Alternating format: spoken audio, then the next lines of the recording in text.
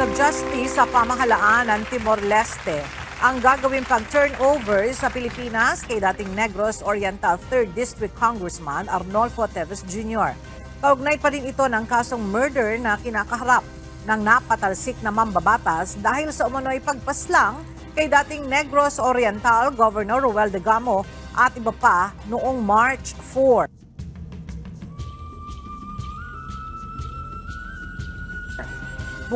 Bukas ay inaasahang lalagdaan ni Justice Secretary Boy. Ito na naman, bukas lalagdaan ni SOJ daw yung nasulat para pauwiin na daw si Teves diyan sa Timor-Leste. Ito na naman tayo. Ano masasabi mo diyan, Coach? Wala namang bago, paulit-ulit. Hindi ko alam kung ang makulit itong UNTV, paulit-ulit ng balita, or ang makulit itong si Boying, si SOJ. Sinabi nung isang linggo. Nung nakaraang linggo, sinabi, paulit-ulit. I-request. Kakausapin. Ngayon naman, bukas ipapadala yung sulat para pauwi na si Teves. Ferdinand Magellan Jr. Oy, grabe. Buhay pa pala si Ferdinand Magellan. Thank you po, Ferdinand Magellan Jr. Sa kusang loob at sa pangkape. Thank you sa pag-sponsor ng live na to. Ferdinand Magellan Jr.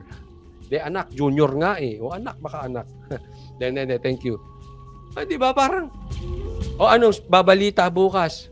Yung sulat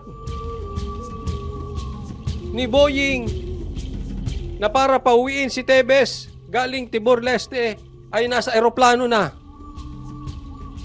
Sa susunod na araw, yung sulat nakalapag na sa Timor-Leste at hawak na ng presidente.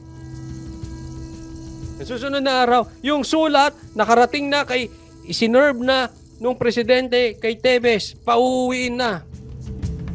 Susunod na araw, binasa ni Teves yung sulat na siya ay papauwi na galing Timor-Leste. Ano ba ito? Vlogger o ano? Politiko? Wala namang bago. Ito maaaring hindi kasalanan to ni Boying. Maaaring makulit lang yung media. But definitely may makulit sa kanila. It's either si Boying or yung media. Si Boying na gusto laging naibabalita or yung media na kailangan may maibalita. Kaya paulit-ulit. Kasi every step parehas din naman na para pauwiin at ihabilin yung ng Timor-Leste si Teves. Ano kayang style meron itong mga ito? Sa dami ng problema ng Pilipinas, sa daming dapat kaharapin, ganito yung balita. Ang babaw. Self-serving ang datingan eh. May agenda. Again, di ko alam kung sino may agenda rito Kung si Boying or itong media. Paulit-ulit eh. Buhay Canada. A day in their life ang peg ni Boying. Hindi, di ba Buhay Canada? Maraming salamat. Parang vlogger. Alam niyo yung dati ang vlogger kasi before ay hindi yung parang ngayon na nagko-comment parang kami, no? Yung vlogging yung tama, yung buhay. Parang reality show. Nagising ako. At dahil ako yung nagising, magbablog ako ng 20 steps sa isang araw. Ano na? May mga ganun, di ba? Anong nangyari sa akin pagkatapos ko magkaroon ng 20 steps a day sa loob ng isang buwan? Paki ko. Parang may ganun di ba? May mga ganun ang vlogging before, no? Di ba? Hindi mo alam tuloy ngayon kung vlogger ito si si Boying. Thank you, Buhay Canada. Paulit-ulit. Hindi nila tatapusin to. Sa bagay, natatabunan na kasi. Ang sikat na sikat ngayon talaga na topic kasi ngayon, Itong si Salazar at saka si Tambay. We'll see. Ha? Tingnan natin kung talagang gagalaw dito. Bigyan din natin ng pagkakataon. Malay mo, pagsabihan ni Tamba bukas, tumigil na kayo. Kung papasok ang ICC, hindi magsisimula sa Kongreso. Hindi, maganda yun. At least nanindigan sila.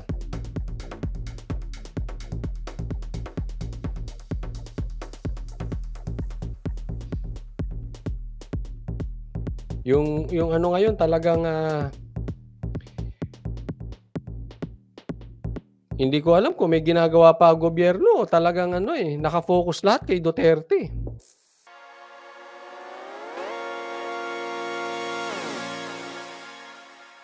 Remulla ang isang liham para hilingin sa Timor-Leste ang pag-turnover kay Teves. Nito lamang November 8 hanggang November 10. Dumalaw sa Pilipinas ang presidente at ilan pang matataas na opisyal ng Timor-Leste at kabilang ang issue ni Teves sa kanilang mga napag-usapan. Ito mga to parang obsessed kayo kay Teves. Wala na kayong balita kundi Teves ha. Wala na kayong pa-presscon kung hindi Teves. Nagmumukha kayong obsessed. Sana tigilan nyo na yan.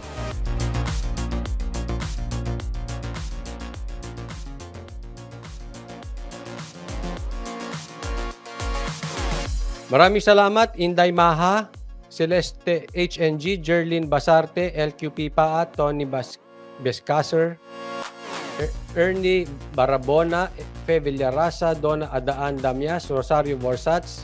Thank you sa Facebook Stars nung isang araw. Tita Liza, nag-super chat sa YouTube. Maraming salamat. At nagpa-member sa YouTube. Gemma Pasyente, 9 months at may Messi Life New. Maraming salamat po sa inyo. At yung mga nag-super chat ngayon, maraming salamat. Buhay Canada, Aurea Hawaii, Ferdinand Magellan Jr. At inulit pa, Buhay Canada 519. Maraming salamat po.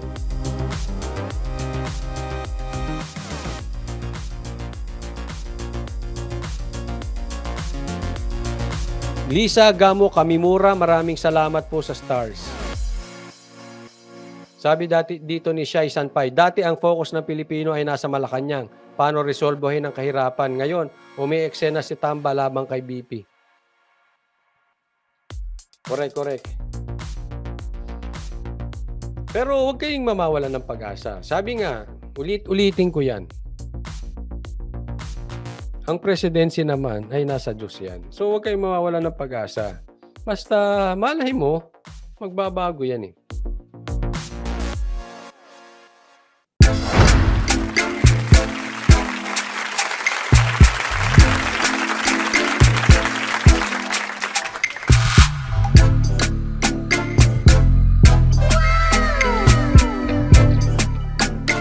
The next performance will start momentarily.